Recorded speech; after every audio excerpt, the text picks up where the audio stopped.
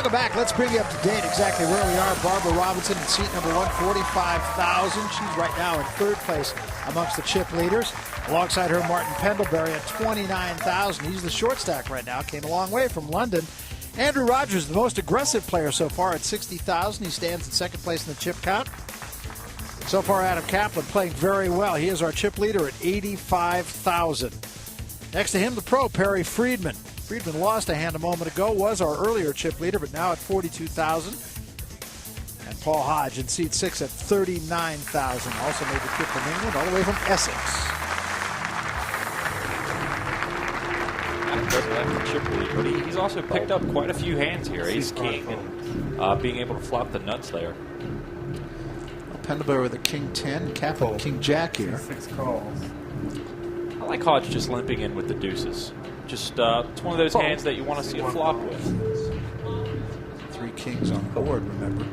See 2 calls. Oh, slipping up. Call from Pendlebury. And now we see pot limit coming into play. We're going to see quite a few players taking this flop, and we're going to get some play out of it. I get my part. Competitive hand here, pair of 9s and an 8. It's a very nonchalant flop for anybody's hand. I don't think the deuces can bet here with all the over cards. 6 checks. Check, check. See 2 checks is checked around. Pendlebury. And 5 on the turn, and that doesn't help anybody very much either. I think if it's checked to Hodge here, he needs to take a stab at it. 5 is a very non-discriminating card in the sense that somebody who limp probably doesn't have one. He didn't do it, though. Checked around. Check around once more. And a queen. Well, the deuces are good, but Rogers looks like he's going to take a stab at this thing. 4,000. I like his aggressiveness here. Yeah. He's forcing the other players to make decisions, and he's going to be able to increase his chip lead here, I think. C6. Hodge folds the hand, so he did. He bullied him here. Bam. I think it's the do-rag that's intimidating him. Yeah, well, maybe it is. I like the way he's played so far. For sure. You can't get a read on him with those glasses at all. It's a good look, I think. Something you might want to think about. He's from Minnesota. Maybe that's an up-and-coming look, coming out of Minnesota, moving down to L.A. Exactly. It's obligatory. C6 folds. C1 folds. Robinson folds. Pendlebury folds. Rogers gets out of there. I'm surprised Rogers folded there. I thought he might continue his aggression with 9-8 in position. But now we're down to the battle of the lines again. Just a little check. C5 checks. Heads up. You can do anything. Another one of those blind versus blind confrontations. Yep. Again, not a whole lot of help for either player. I think Friedman bets here. 3,000. Oh, he does. Kaplan goes, oh. See, and that's experience actually just paying off for Friedman here. He knows that once somebody checks to him, they're showing weakness, and he's using that weakness in his favor. I get the little ones, you get the big ones. Yeah, that's what I'm thinking. Friedman with an editorial there. I get the little ones, you get the big ones. Kaplan has done that so far. He is our chip leader. We mentioned earlier he's a writer. Comes to us from London, England. He majored in mathematics at Oxford University. Graduated in 2000. And he really likes devilfish. That's his favorite player. Well, that's understandable. The guy is from England. Rather chatty guy. Rather chatty. I like him too.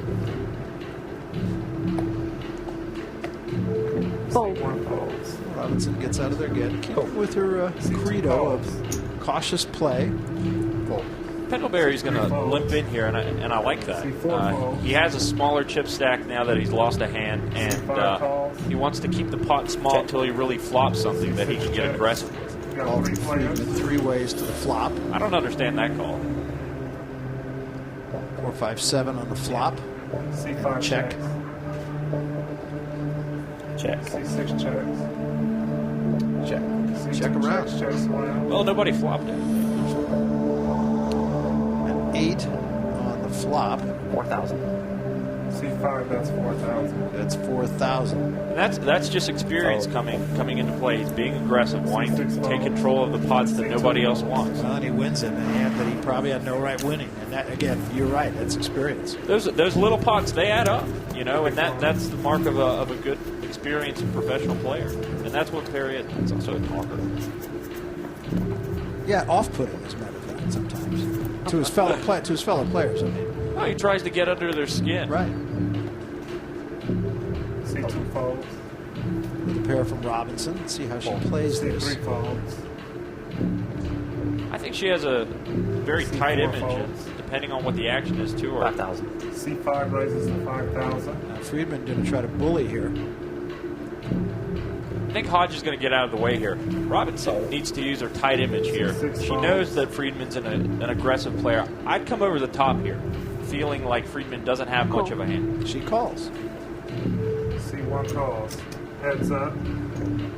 Two players, heads up to the flop here. She's going to need to flop a set here to...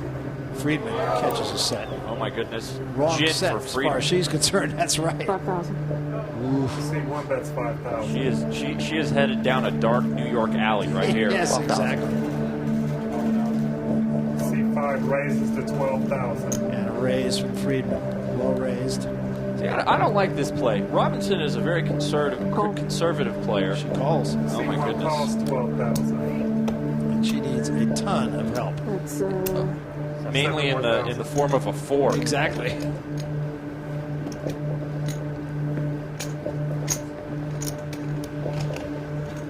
Heads up, turn card. It is a 3. check. C1 checks. She needs to get away from this hand. 15,000. Otherwise, Perry is going to send her back, and she's going to be able to watch some New York Mets games. Yes. Cool. She calls. C1 Oh no. calls. Oh no. I just do not like it. You got to give up on the turn there. He might have been on a diamond draw and raised on the flop, but he would have given that hope up and just checked behind, taking the free card on the turn. 15,000 Now you really got to give him credit for a hand. Last card. So it comes down to this, and it is a 6. And she's not going to get Friedman out of this hand for sure. C1 checks. That's a C5 card checks, Friedman was show worried hands, about, though. please. Her betting into him and then 3 8s. then just check calling the turn. That's why he checked behind her. He thought she might have been on that. Biggest hand of the night, and Friedman takes it down, and he's going to be now the big stack, and he's going to be tough from here on out, I think, on everyone else at this table. We're coming back